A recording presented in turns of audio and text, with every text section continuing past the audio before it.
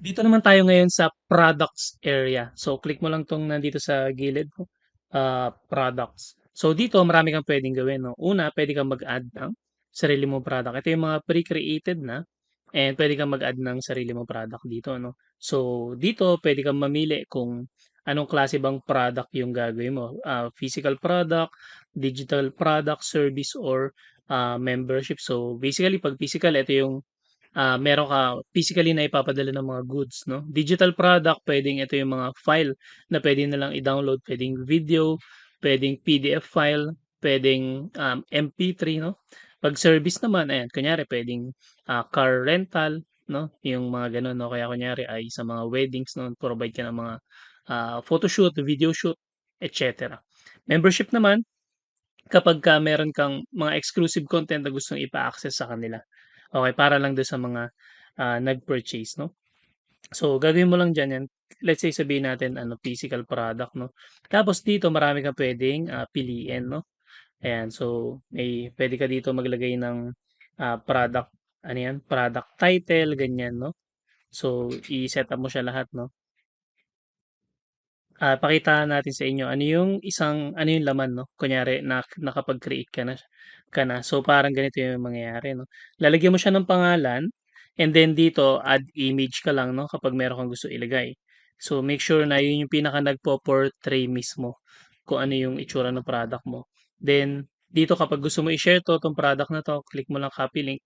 Kapag gusto mo naman makita kung ano yung, parang itsura niya 'no, click mo lang 'tong, preview. So 'yan, ganyan yung parang pinaka-itsura niya. Tapos ay kapag gusto mo i-delete naman 'to or gusto mo i-clone 'no, puwede mo din siyang, gawin. Tapos dito back natin 'no, meron tayong tinatawag dito na categories 'no. So let's say for example, dito kasi ang mga products natin, more on mga ano siya, mga drinks 'no. So let's say puwede kang magawa ng ano, ng sarili mong ano, ah category 'no, kunyari ang category mo ay category 1, vegetable drink. And then meron ka dito, sabihin natin na fruit drink, okey? Ta's ito tanggalin na natin 'to. Ngayon ang gagawin mo balik tayo dito 'no, click natin siya. Puwede kang mamili kung saan mo siya gustong ilagay 'no, kung ano ba siya, vegetable drink ba siya or ano, or fruit drink. Kung fruit drink siya, ayan 'no, click mo lang yung, confirm. And then dito 'no, puwede ka dito maglagay ng description. So, puwedeng simple editor lang siya, ibig sabihin i-explain mo lang siya ng maayos 'no, about dun sa product. Pero puwede rin siya yung mas maganda 'no, drag and drop. Let's say gusto mong mangyari ay bukod sa may explanation siya, puwede kang mag-add ng widget kasi 'no. So, let's say ay gusto mong mag-add depende kung ano yung gusto mo ilagay 'no, puwede kang mag-add ng video, puwede kang mag-add ng image, okey, or puwede kang mag-add ng, um, icon section. Sabihin natin ito yung i-a-add mo 'no. So 'yan, parang ganyan siya 'no. Kunyari lagyan lang natin 'no, yung section 1 kunyari gusto mo ilagay dito yung benefit 1 niya 'no, add ka ulit ng widget. Eto naman benefit 2 'no, lagay lang tayo ng kahit ano dito. So gusto mo ilagay yung benefit 2 'no, parang ganyan. Ta's click mo yung, save changes. Kapag tiningnan mo ulit yung preview, ayan nakalagay na siya. Mas maintindihan na ngayon ng, visitor kung ano yung about dun sa product na binebenta mo sa kanila. Now meron din tayo dito tinatawag na SEO settings. Dito naman, para mas madali siyang mahanap ni customer mo, ano, ni ideal customer mo sa mga search engine. 'Pag sinabi kasi SEO, search engine optimization, ito yung mas madali siyang mahanap sa mga search engine like Google, Bing, et cetera 'no, marami pa naman 'yan. Pero pinaka-common kasi or pinakasikat, Google. So, papaano siya mahahanap na madali?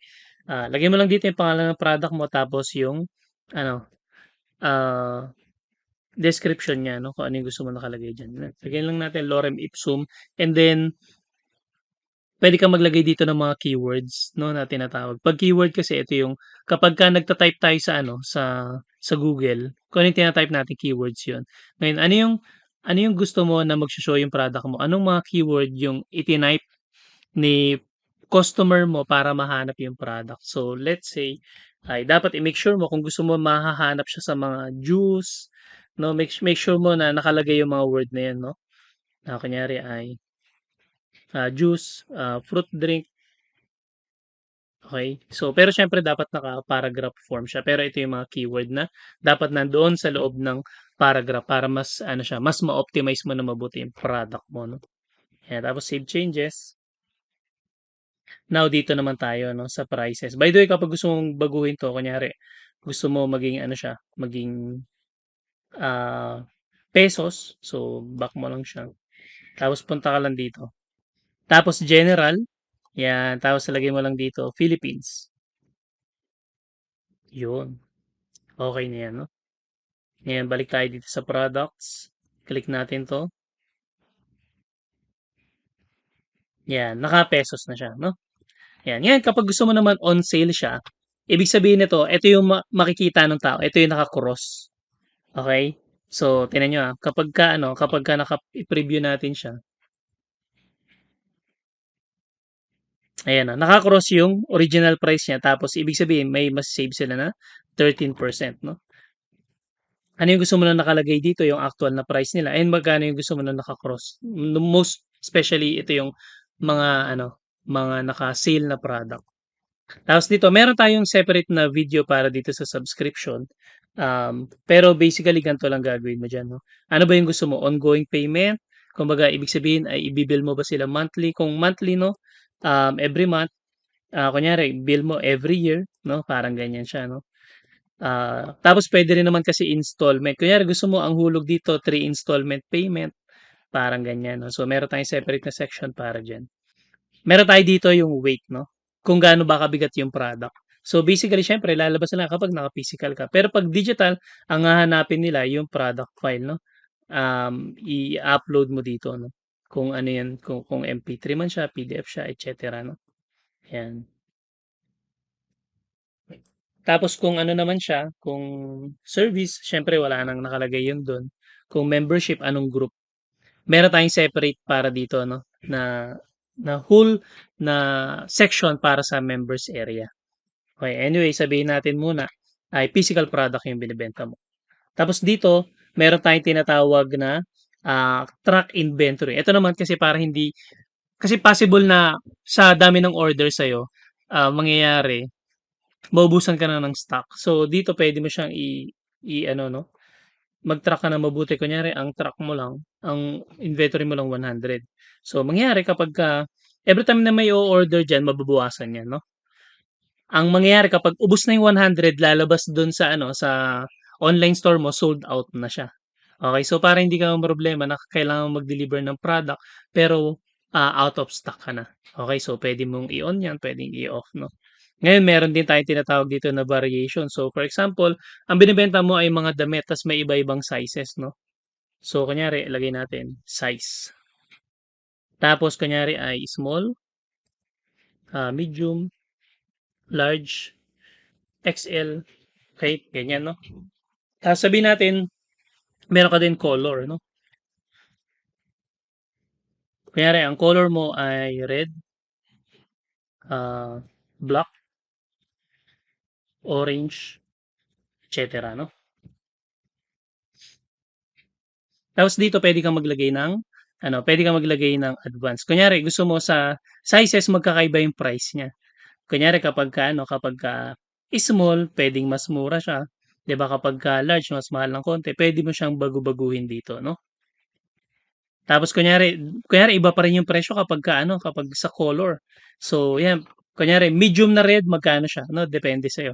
Kaya kunyari naman gusto mo ang different prices lang sa color lang.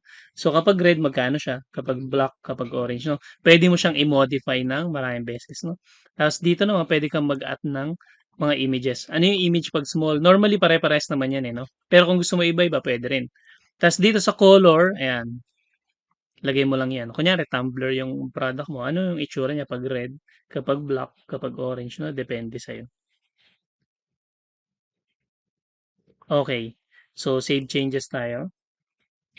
Then i-ano natin 'no, i-preview natin.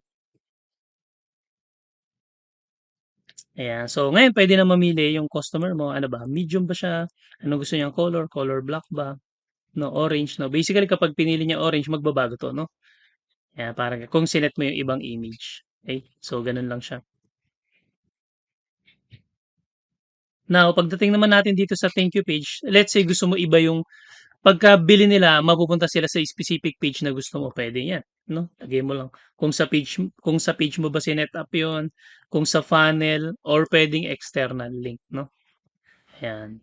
So kunyari, gusto mo silang dalhin outside nung ano, nung account mo sa Cellnamics 'no, external link, 'yan, pili ka lang diyan, 'yan. Now dito naman meron tayong tinatawag na, additional question. So for example kasi, yung binebenta mo na product ay kunyari t-shirt tapos meron siyang specification 'no, kunyari gusto mo ilagay ay ano yung quote kunyari.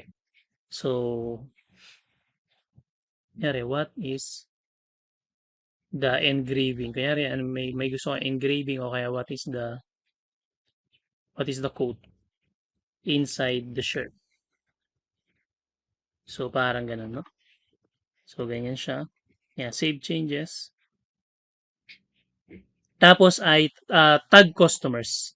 So, kapagka tag customer kunyari bumili na sila gusto mo ma-tag para kapagka gusto mo magbigay ng promotion para lang dun sa specific customer na bibili ng specific na product.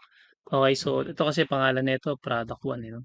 So, para ma-tag sila. Ang ibig sabihin, kapag bumili yung mga tao dito mata-tag sila as product 1 para kapag gusto mong magpadala ng promotion ulit sa kanila, madali mo silang mahahanap. Yan, so save changes tayo, tapos check natin 'no, preview. Ayan, so kunyari yun 'no, size, color, tas ano yung quote na gusto nila inside the shirt, et cetera. Okey? So ganun lang kasimple, ganun lang kadali yung paggawa ng product, yung pag-set up sa product area inside Cellnamics. I hope na marami kang natutunan and see you on our next video training.